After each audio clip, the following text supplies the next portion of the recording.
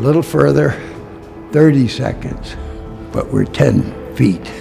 I figured, we gotta make it. The moon. The biggest object in the night sky and one of humanity's all-time favorite fascinations. Since time immemorial, humans have been looking up at the sky and have been bewildered by this celestial companion in all its different hues and phases. They've associated it to countless different deities, mythologies, and even children's stories. Though in the past few centuries, since the rise of science and especially that of space exploration, humanity has developed a newly found love for this neighborly space rock of ours. We've gone so far as to send actual humans on the moon, 24 people in all since the 1970s, 3 of whom have been there twice. Given this passion for visiting our closest orbital object, it's no wonder that ultra-wealthy private individuals, governments, and aeronautical organizations alike all have plans for the future of travel to the moon, and these plans are aiming to be much bigger and more prominent than just a few simple dudes taking a short stroll on it. Now, we're talking big, like permanent lunar settlements and moon tourism big. So here's our top 3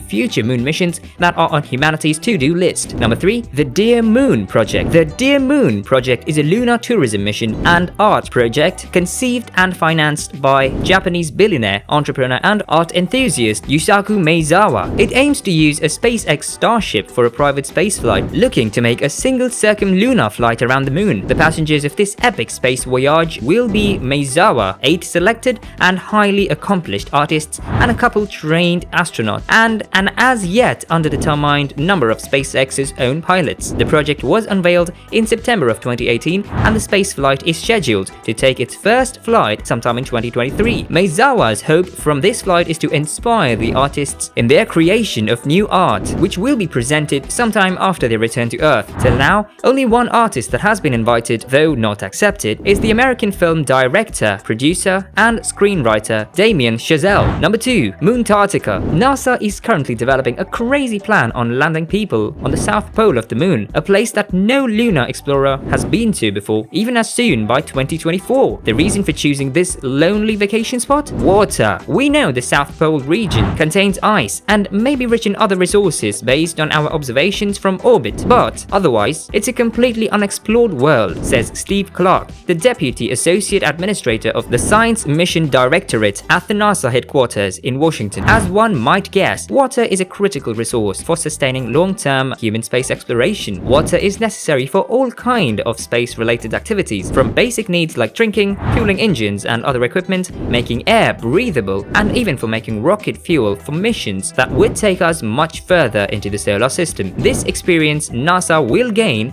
on the moon's south pole, which especially includes harvesting and effectively using the moon's natural resources, will be used to help prepare the organization to send astronauts on much longer missions, such as to Mars or even to the moons of Jupiter and Saturn, like Titan and Europa, that have stable crusts and surprisingly Earth-like features. Number 1, the Artemis Program. The Artemis Program is a prominent United States-led international human spaceflight program launched in the year 2017 by the Trump administration. The program has the aim of returning humans to the lunar surface, specifically again the lunar South Pole, in the mid-2020s. If the plan succeeds, this mission will become the first crewed lunar mission since the end of the Apollo program all the way back in 1972. The program's other goals include landing the first women on the moon, fulfilling certain long-term objectives such as establishing a highly trained and equipped expedition team, and ultimately maintain a sustainable presence on the lunar surface, doing so by laying the foundation there for other well-funded private companies to build lunar settlements and subsequent economies, and eventually use this to explore and colonize Mars. Given this absolutely incredible rate of progress in spaceflight and communication technology, I wouldn't be surprised if we'd be seeing the first human colonies on the moon by the end of this very decade. As Neil Armstrong once never quoted, that's one small step for man, one